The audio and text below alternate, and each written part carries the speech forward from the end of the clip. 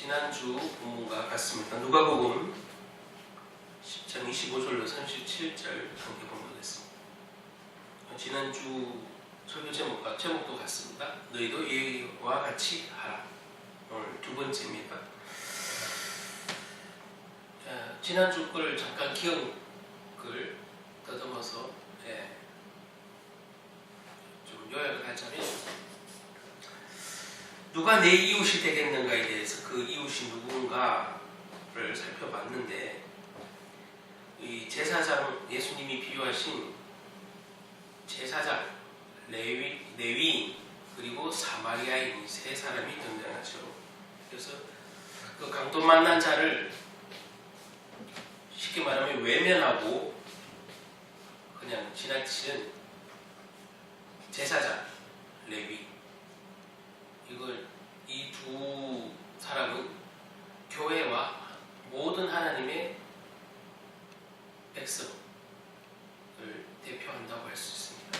그렇게 지난주에 전해드렸죠. 그런데 이들이 그 강도 만난 자를 또 죽은 걸로 미리 판단하고 가보지도 않고 다 비켜갔다는 사실을 우리는 지난주에 봤습니다. 그래서 너희도 이와 같이 하라. 그래서 오늘 벌써 율법 교사가 예수님을 시험하려고 물은 질문이에요. 예수님을 어떻게 하면 꼬투리 잡을까? 어떻게 하면 저희 이단이라고 말할까? 꼬투리를 잡으려고 율법 교사가 일부러 던진 질문이죠. 어떻게, 선생님 어떻게 하면 영생을 얻는까?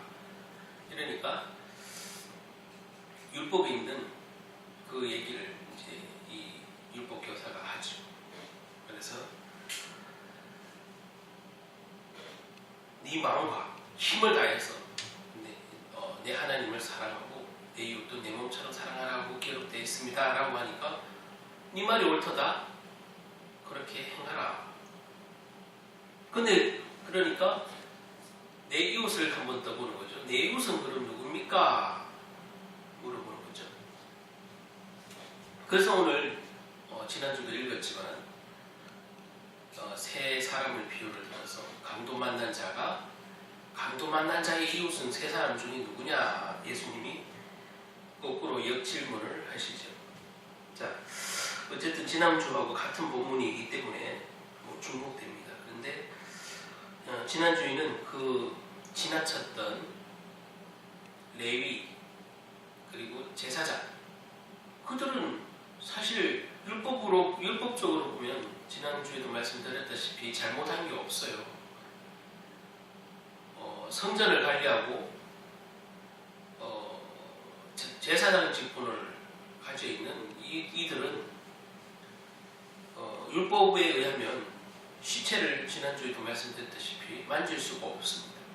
만지면 안 됩니다. 부정합니다. 그래서 안 만진 거예요. 그래서 자기들은 율법을 지키느라 그거 가보지도 않은 거였죠. 강도 만난 자를 도와줄 수도 없었던 것을 미리 판단하고 시체라고 판단했겠죠. 죽었다고 판단하고 그 시체를 만지지 말라는 율법을 잘 지킨 거예요. 사실 자기들 나름대로는 하나님의 계명을 잘 지킨다고 지킨 거예요.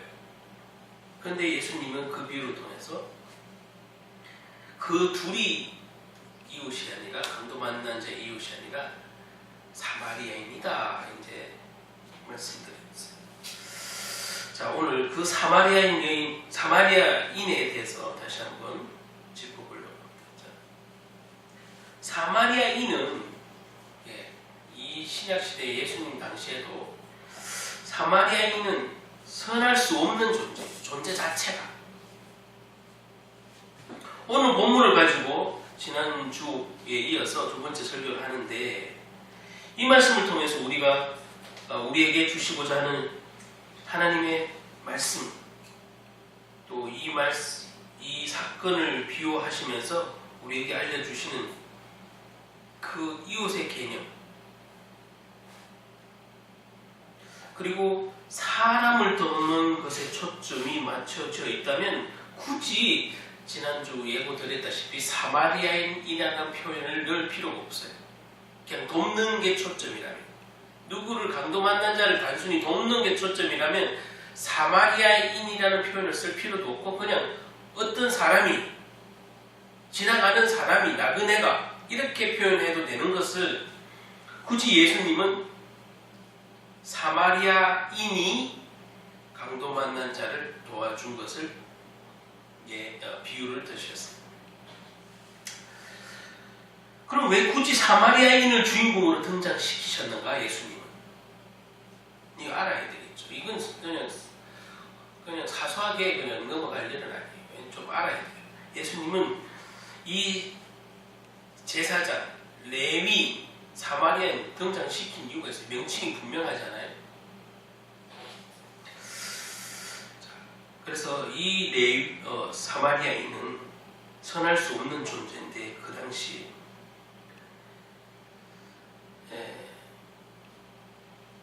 고통당하는 사람을 도와줄 사람이 오늘 사마리아인이라는 거잖아요. 그 강도 만난 자를, 고통당하는 자를.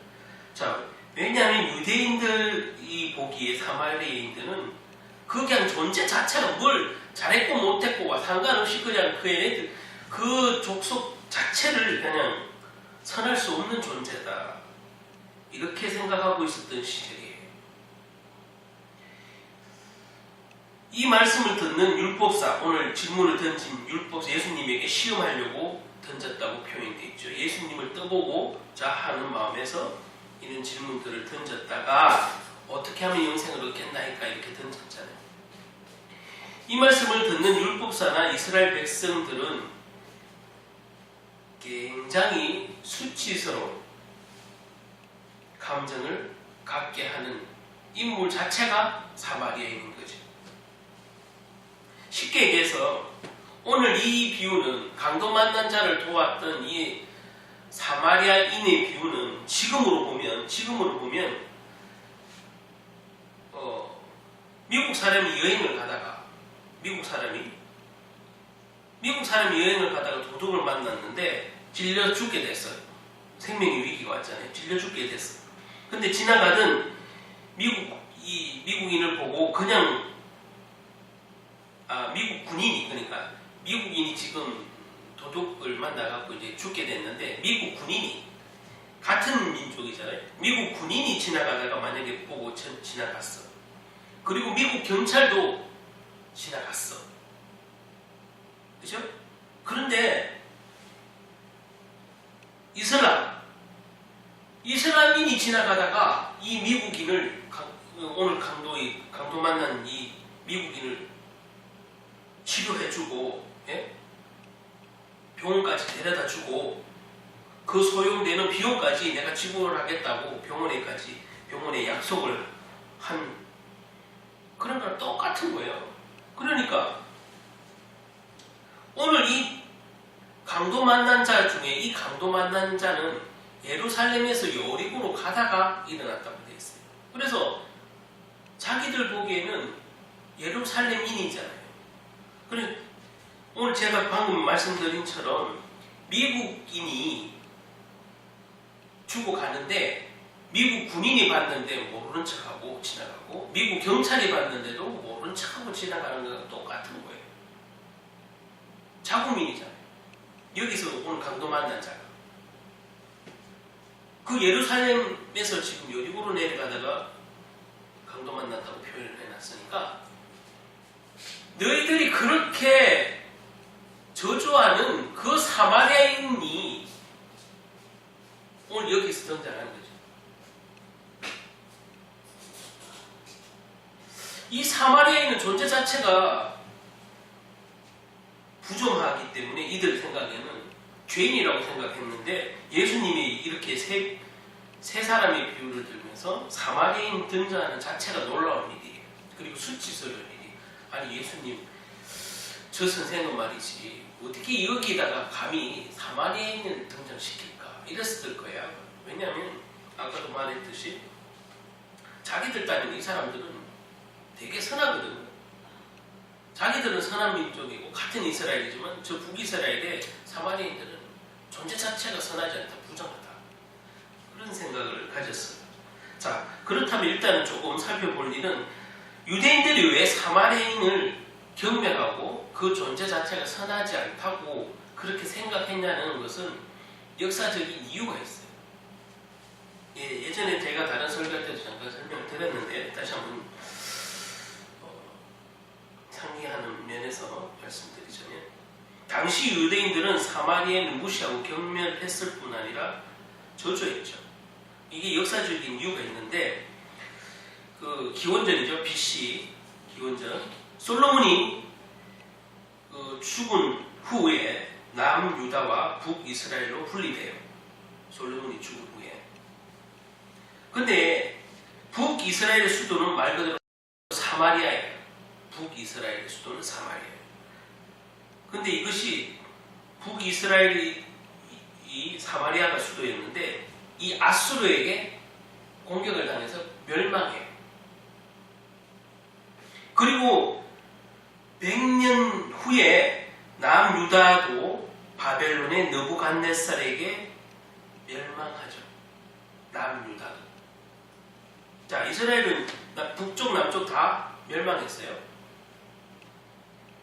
근데 북이스라엘, 그러니까 아수르에게 멸망당한 이 북이스라엘 사마리아인은 이 아수르가 인종 말살 정책, 우리나라하고 어떤 면에서 비슷해요. 일제 시대처럼 인종 자체를 말살하려고 말살 정책을 써서 사마리아에 있던 인구를 다른 지역으로 이주시키고 다른 나라에 있던 인종을 사마리아에게 이민을 오게 한 거죠. 쉽게 말하면 이 거주지를 다 바꿔버렸어요. 체인지. 이러니까 피가 섞였어요, 안 섞였어요? 지금으로 말하면 다문화, 지금 요즘에 한국에도 뭐 외국인이 엄청 많잖아요. 수백만 명 있잖아요. 이 정도로 이렇게 쉽게 말하면 다 섞여버렸어. 인위적으로 아수르가 이스라엘 말살 정책을 펴기 위해서 인구를 그냥 이동시켰다니까, 강제로. 그러니까 혼혈민족이 됐잖아요. 쉽게 말하면. 그래서 부정하다고 하는 거예요. 망한 거는 똑같은데 다른 나라에게 공격받아서 망한 거는 남유다나 북이스라엘은 똑같은데 북이스라엘은 피가 섞였다 이 말이에요. 혼혈민족이 됐다 이 말이에요. 그래서 저는 진짜 이스라엘이 아니야. 하나님이 쟤네들을 버렸어 라고까지 생각하는 거죠. 그래서 그 존재 자체가 부정하고 무시당하고 경멸의 대상이 된 거예요.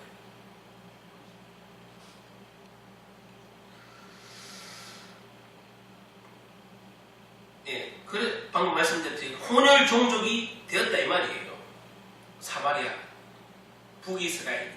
그래서 부정한 거지. 남유다는. 근데 자기들은 괜찮았냐? 예, 자기들은 바벨론에게 멸망을 당했지만, 멸망을 당했지만 포로로 끌려갔지만 유대계의 전통을 잘 지켰고, 또 하나님의 말씀을 그래서 자기들은 잘 지켰기 때문에 하나님의 말씀을 저버리고 또 저 혼혈민족까지 된 저 종족하고는 우리는 차원이 다르다 쉽게 말하면 그런 선민사상을 더 강력하게 가지게 됐죠. 그래서 사마리아인 그러면 아예 무시의 대상이고 경멸의 대상이 된 거예요. 예수님은 지금 그 비유를 이 율법 교사에게 얘기해 주는 거예요. 사마리아인 거론 자체가 벌써 기분 나빠. 예수님 감히 우리를 사마리아인 그 비유 중에 누가 내 옷이냐 말할 때 하필 그냥 지나가는 나그네가 뭐 이런 표현을 써도 되는데 누가 이런 표현을 써도 되는데 사마리아인이 그 강도 만난 자를 치유해주고 자기 그 짐승에게 그러니까 뭐 그게 당나귀든 뭐든 그 짐승에게 태워서 주마까지 가서 우리식으로 표현이죠. 주마까지 가서 이 사람을 돌봐주라고 부탁을 하고 2데나리온을 주고 그래도 돈이 부족하면 내가 다시 오는 길에 돈이 더덕한 게 있으면 주겠다 얘기한 거거든. 그래서 이 비유를 통해서 과연 누가 이 강도 만난 자의 이웃이 되겠느냐 예수님이 율법교사에게 역질문한 거예요. 역질문. 근데 이들이 생각하기에 율법교사가 생각하기에는 이거는 물을 필요도 없어. 사마리아인이 아무리 선한 일을 해도 이웃이 될 수가 없지. 감히 하나님의 율법, 내 이웃을 내 몸처럼 사랑하는 그 이웃에게 사마리아인은 절대 이웃이 될 수가 없어요.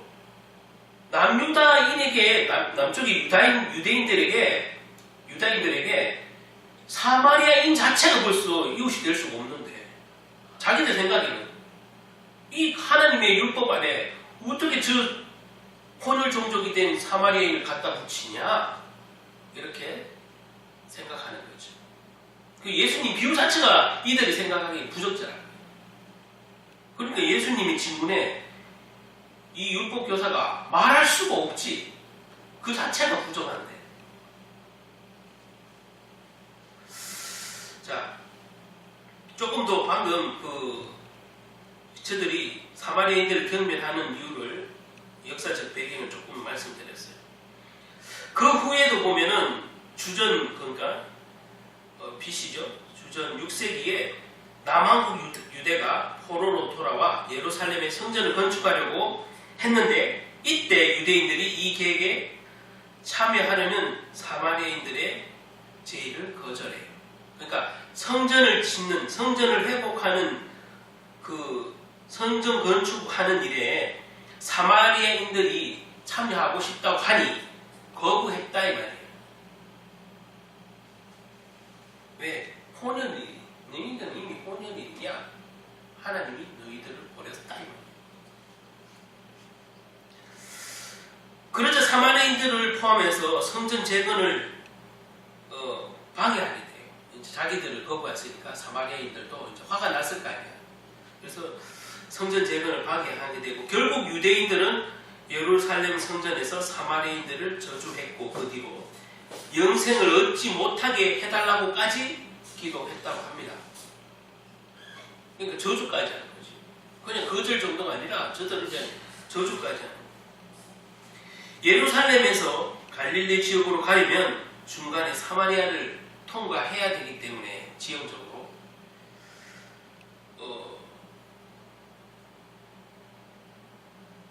유대인들이 이 지경을 통과하는 것도 싫어서 말 그대로 요단강을 건너서 동쪽으로 우회해서 다녔다고 했고, 요단강 있잖아요. 지난번에 그림 봤지만, 이 사마리아인을 비켜가려고 그렇게 우회하고 다닌다. 그러니까 이 율법교사하고는 절대 이웃이 될 수가 없지. 절대. 저들의 생각에는 절대 하나님이 그 십계명 중에 있는 내 이웃을 내 몸처럼 사랑하라는 그 이웃의 범위가, 저들이 생각하는, 율법교사가 오늘 던진 그 질문에서 저들이 생각하는 내 이웃을 내 몸처럼 사랑하나의 그 이웃은 아무리 하나님의 말씀이라도, 오히려 하나님의 말씀이기 때문에 저 사마리아인들은 우리의 이웃은 아니라고 생각했던 거예요. 그런데 예수님은 그 틀을 확 깨는 얘기를, 비유를 들잖아요. 확 깨는 얘기. 네 이웃이 누구냐? 저들 생각에는 사마리아인이 내 이웃이 될 수가 없거든. 근데 예수님은 아니다. 너희의 이웃은 너희가 정죄하는 그 사마리아인이다. 너희가 저주까지 하는 그 사마리아인이다라고 오늘 이 비유를 통해서 알려주는 거예요. 그러니까 지금 우리의 모습을 보자. 우리가 누구에게 핍박을 받고 억울한 소리를 듣고, 내가 좀 저 사람이 괘씸해지고 내가 나에게 좀 원수 같은 사람이 있어서 복수하고 싶을 때도 인간이다 보니까 있겠죠. 그런데 그 원수 같은 사람도 내 이웃입니까? 아닙니까? 내 이웃인 거예요. 하나님이 십계명에서 말하는 그 내 이웃을 내 몸처럼 사랑해서, 이 율법교사가 예수님께 떠보려고 지금 이 이웃이 누굽니까? 라고 할 때 예수님은 역질문을 하는 거지. 이 비유를 통해서. 네 이웃이 누구냐? 그러니까 저들은 절대 내 이웃은 사마리아인만 빼고,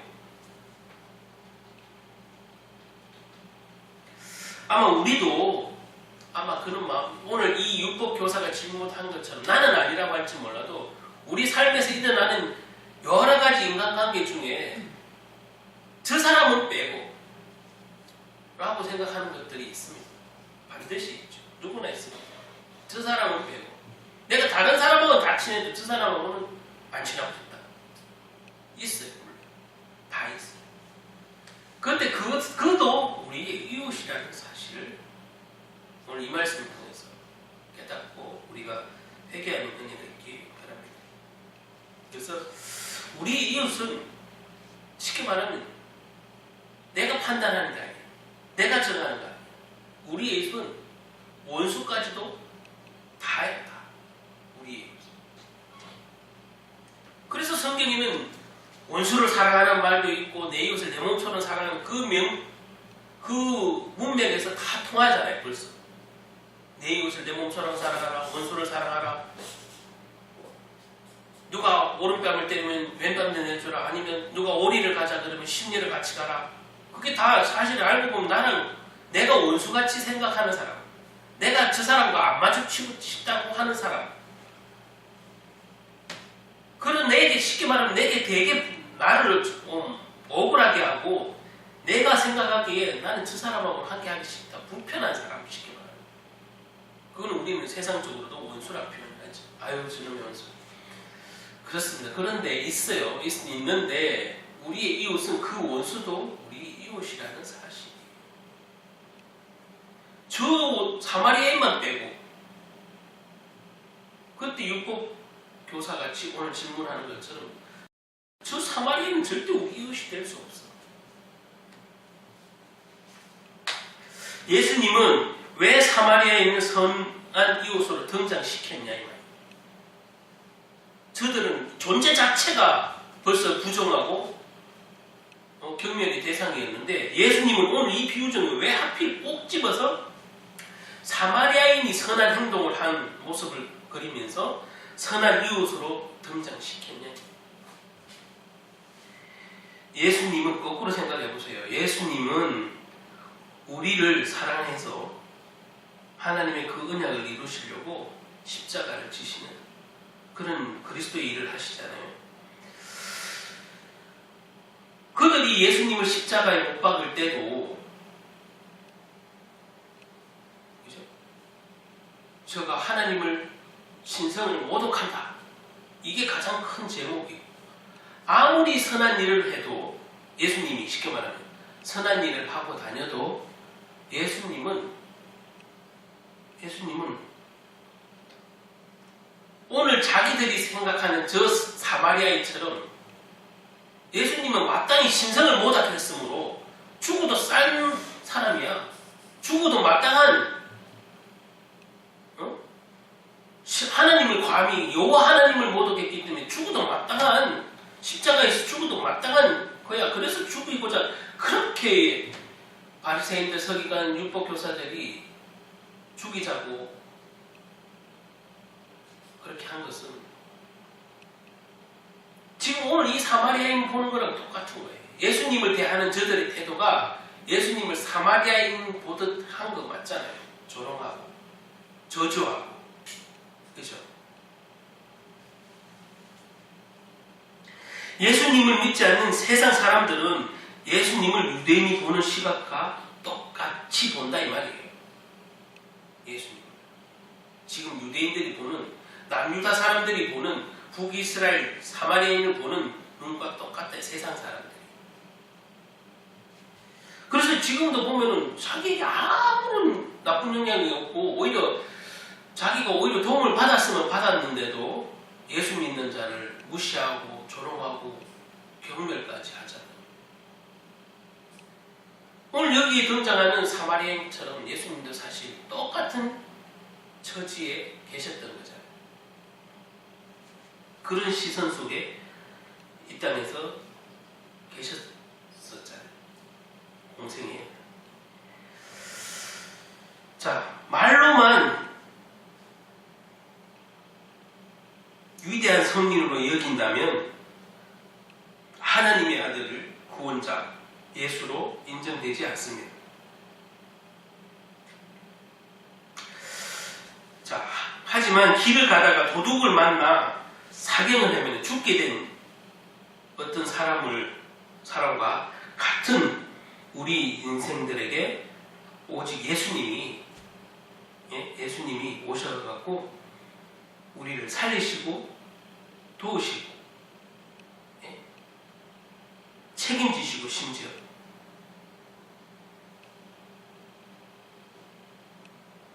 비유랑 오늘 이 선한 일을 하는 이 사마리아인에 등장시킨 이유랑 같은 거예요. 예수님은 자기의 소유를 가지고 이 강도 만난 자 같은 우리 인생에, 하나님을 모르는 이 인생에게 오셔서 도와주시고 살려주시고 생명을 살려주시고 필요를 채워주시고, 이 선한 사마리아인처럼 똑같은 일을 하고 그리스도의 일을 하셨다는 거죠. 예수님. 그래서 오늘 여기에 보면 지난주에도 갔지만 너희도 이와 같이 행하라는 의미의 두 가지 의미를 한번 찾아볼 수 있습니다. 너희도 이와 같이 하라. 뭐 어떻게 하라는 얘기죠? 뭐 어떻게 하라는 거죠? 첫 번째, 제사장과 레위인 그 지파의 사람처럼 율법주의적 자기만족 신앙을 하는 것이 아니라, 자기만족, 율법적이고 자기만족적인 신앙을 하는 것이 아니라 영혼을 사랑하는 마음을 가져라. 그게 첫 번째 오늘 이 비유에 예수님이 하고자 하는, 율법 교사에게 알려주고자 하는 의미가 아닙니까? 첫 번째. 두 번째, 너희가 사마리아인처럼 경멸하고 무시당하는 예수가 가난하고 병들고 죽음의 길에 놓여있는 그 우리 인생에 하나님을 무시하고 경멸하고 예수님을 조롱하고 무시하는 지금의 하나님을 알지 못하는 모든 그 인생들에게, 모든 사람들에게 끝까지 책임을 지시는 모습. 사마리아인이 지금 끝까지 책임을 지잖아요. 사실 자기 일도 아닌데, 그죠? 자기 일 아닌데, 자기 일이 아니잖아요. 생명까지도 살리시고 자기 필요를 도와주면서 끝까지 주막에게 부탁하잖아요. 돈이 부족하거든. 내가 돌아오는 길에 다시 갚겠다. 이거는 책임이라는 거예요. 책임. 우리 인생을 책임지시고 생명을 주시는 것뿐만 아니라 책임지신다는 의미에서 오늘 이 선한 사마리아인은 예수님의 모습이다. 그렇게 볼 수 있습니다. 책임진다. 생명을 살릴 뿐만 아니라 책임진다.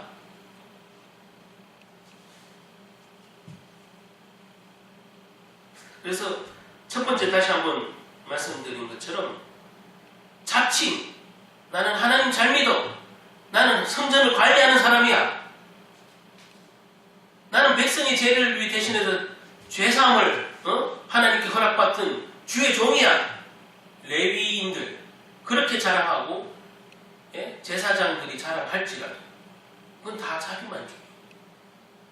한 영혼을 귀하게 여기지 않는 게 무슨 그 율법을 지킨다고 자랑한다고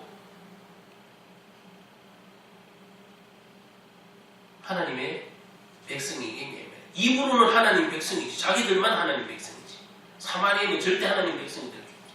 그러나 하나님 보시기 진짜 하나님의 백성은 사마리아인이에요. 그죠? 하나님 보시기, 하나님 입장에서는 진짜 하나님의 백성은 사마리아인이에요. 사마리아.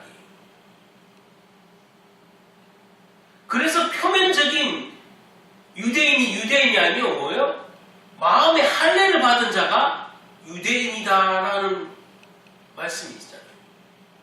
여러분, 이때만 해도 육신의 혈통을 굉장히 중요했기 때문에 피가 그렇게 중요했던 거예요. 그래서 젖서 떼어있는 저들과는 우리는 근본적으로 달라. 그래서 유대인이라는 그 자체가 얼마나 이들에게는 하나님의 백성이라는 그 자부심으로 가득해요. 지금도 마찬가지겠지만 그때는 더 했겠죠. 그래서 표면적인 유대인이 아니라 마음의 할례를 받은 자가 진짜 유대인이다. 그 얘기 뭐예요? 하나님의 아들이 생명이 있는 그 자가 이 시대의 진짜 유대인이다. 하나님의 백성이다. 이 말이죠. 저와 여러분이 저기 아랍 국가에 속해 있는 이스라엘 피 한 방울도 섞여 있습니까? 안 섞여 있어요. 저와 여러분은 이스라엘 피가 한 방울도 사실은 안 섞여 있어요. 그죠?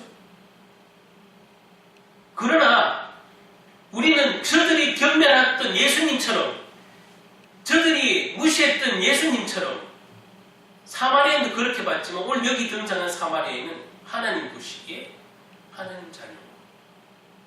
예수님을 하나님의 아들이라고 그러니까는 네가 무슨 하나님의 아들이면 조롱하고 경멸했지만 저주했지만 예수님은 하나님의 아들이 그 역할을 다 충실히 하고 성천하셨죠. 여러분 여기서 등장하는 사마리아인 꼭 예수님의 모습과 닮았습니다. 선한 일을 했지만 선하다고 여김 받지 못하고 많은 사람들을 먹이고 입혔지만 저들에게 조롱을 당하고 예수님 네 몸 하나도 스스로 구원 못하는 자가 어떻게 네가 메시아라고 그러냐. 십자가에 달릴 때까지 조롱당했잖아요. 네 몸 하나도 구원 못하는 자가 어떻게 네가 하나님의 아들이라고 감히 그러고 다녔냐. 그랬겠죠. 저와 저와 여러분의 이웃의 범위도 생각해보고 지금 연극도 같은 본문을 보면서 이웃의 범위도 생각해보고 과연 이 비유를 통해서 우리는 자칭 유대인이라고 생각했던 저들 그 시대의 바리새인들 서기관 율법교사들 뿐만 아니라 나는 괜찮은 교회에 큰 교회 다니고 괜찮은 직분을 가지고 있다고 아니면 신앙의 연한을 많이 갖고 있다고 아니면 모태신앙이라고 자랑하지 말고 진짜 내 이웃을 아는 내 이웃의 범위도 율법적으로 아는 게 아니라 실천적으로 아는 그러니까 복음적으로 아는 내 이웃 그리고 그것을 안다고 자랑하는 데 있지 않고 실제 내 몸을 들여서 헌신할 때에 그게 진짜 하나님의 자녀다. 자, 말씀을 믿겠습니다.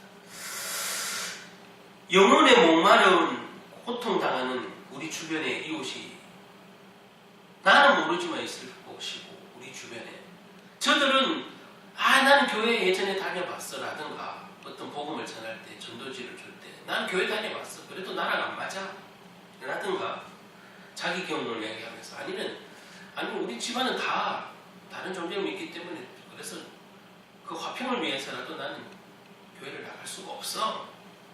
예, 충분히 이해가 가요. 그러나 그들이 단 한 번도 붙들지 못한 사실은 인생이 왜 그럼 불행한지에 대한 이유는 알고 싶은데 듣기 싫어한다는 사실. 이유는 알고 싶으면서도 그 고통을 당하면서도 교회는 가기 싫어하고 하나님을 알기를 두려워한다는 사실. 그런 이웃들이 곳곳에 우리 이웃 주변에 있어요. 그렇죠? 이 영혼들이 말이죠. 해답을 못 얻고 있는데 내가 그런 고통 속에 살다가 예수님 만나서 하나님 알게 돼서 힘을 얻고 지금 회복되고 있다면 저와 여러분들이 굳이 교회에서 전도 주관이다 무슨 그런 걸 안 정해도 평상시 항상 할 수 있어야 되는 마음을 가지는 게 그게 전도잖아요. 그래서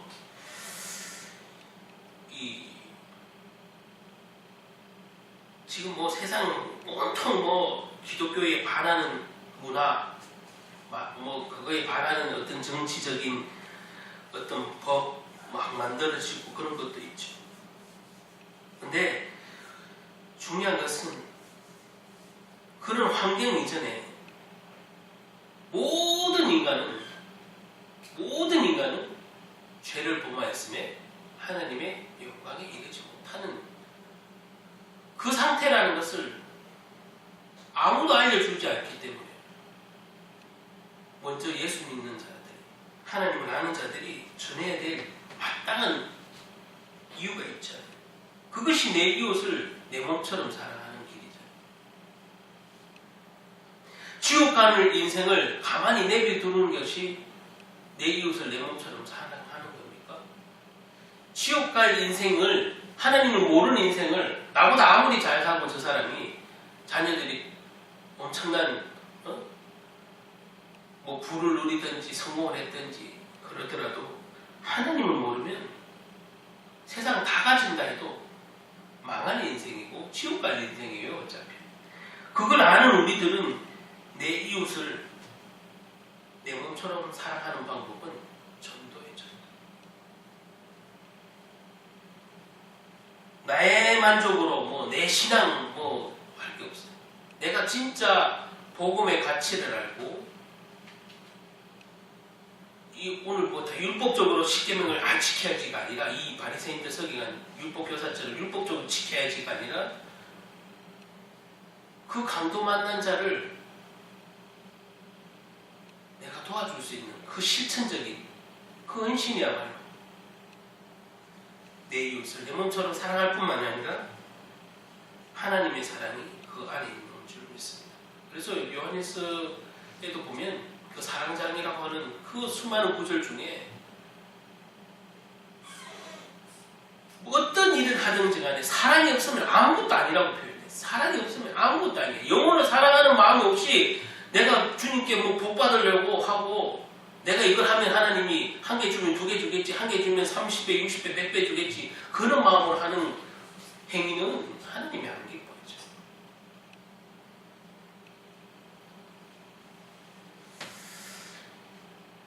그들에게 복음을 전하는 것, 그것이 사랑의 실천이고 성경에서 말하는 사랑이에요. 그리고 전도해야 될 이유인 것입니다. 전도는 곧 영혼 사랑이고 복음 전파는 가장 큰 이웃 사랑의 실천이라는 거죠. 그러니까 이건 율법적으로 지키는 그 이웃 사랑과 전혀 다르잖아요. 벌써 기쁨이 있잖아요. 즐겁잖아요. 행복하잖아요. 전하는 자가 일단 행복해지잖아요. 받는 자도 행복해지게 돼 있는 거예요. 그리고 그것이 진짜 이웃 사랑의 실천이에요.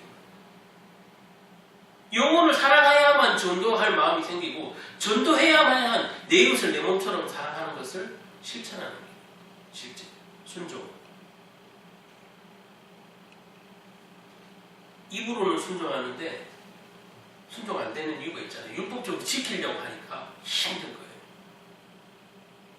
영혼을 사랑하는 마음이 먼저인 거죠. 저와 여러분이 오늘 이 비유를 보면서 예수 그리스도를 믿는 그 믿음 안에서 세상을 향해서 적극적인 사랑으로 모든 이들의 선한 이웃이 되는 삶을 실천해 갈 때 우리 진정 하나님의 나라를 소유하고 또 누리게 되는 성도가 될 줄 믿습니다. 아멘. 그런 저와 여러분 은혜가 평생 있기를 주님의 이름으로 축복합니다. 아멘. 그래서 전도는 누가 하라 말하는 게 아니에요. 전하는 자도 기쁘고 받는 자도 행복하고 전하는 자는 그 전도의 대상인 자를 사랑해야만 긍휼한 마음을 품어야만 가능한 것이 전도예요. 그것이 또 그 사랑이 전달돼요. 그래서 선순환 여기서 선한 사마리아인이 아니라 저들이 판단하기는 죄인 사마리아인이 있는데 강도 만난 이웃을 손수 끝까지 책임지는 모습을 통해서 우리는 선한 사마리아인이라는 표현을 쓰는데 이 자가 선해서가 아니라 이 자가 선해서가 아니라 사랑하는 마음이 있어서 그래요. 유대인처럼 남유다 그 지금 방금 말한 그들처럼 율법을 지키고자 하는 마음으로 했다면 이 사마리아인도 그렇게 안 했어요. 그런데 영혼을 사랑하니까 그런 거예요. 자기 어떤 신앙의 만족을 생각하니까 율법을 지키는데 그치지만 영혼을 사랑하면 생명을 살리고 그죠? 생명을 살리고 저와 여러분이 그런 귀한 부름을 먼저 입었던 자로서 얼마나 감사해요. 그래서 이것은 우리가 평생 갖고 있어야 될 마음이에요. 이웃을 내 몸처럼 사랑하는 것은. 무엇보다 이 교회 안에서 성도를 살필 때 그렇게 살펴야 해요. 내 이웃의 범위가 내가 생각하는 이웃의 범위가 아니에요. 내가 싫든 좋든 저가 나를 조롱하든 때론 핍박하든 저도 내 이웃의 범위 안에서 기도해주고 축복해주고 그런 인생이 되시길 예수님의 이름으로 축복합니다. 기도하겠습니다.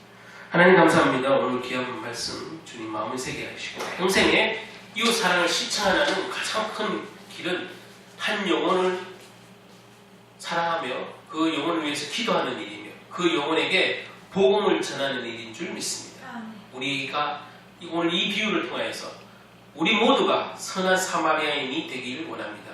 하나님, 우리의 인생을 또 그렇게 살아낼 수 있도록 율법을 단순히 지키는 종교인이 아니라 기쁨으로 영혼을 사랑하고 하나님을 사랑하는 마음으로 한 영혼을 사랑하는 이웃 사랑의 가장 큰 실천이 이 복음 전파 일에 힘써 마음 두고 물질 헌신할 수 있는 모든 것 헌신할 수 있는 우리 성도님들 다 되게 도와주시옵소서. 예수 그리스도 이름으로 기도드립니다.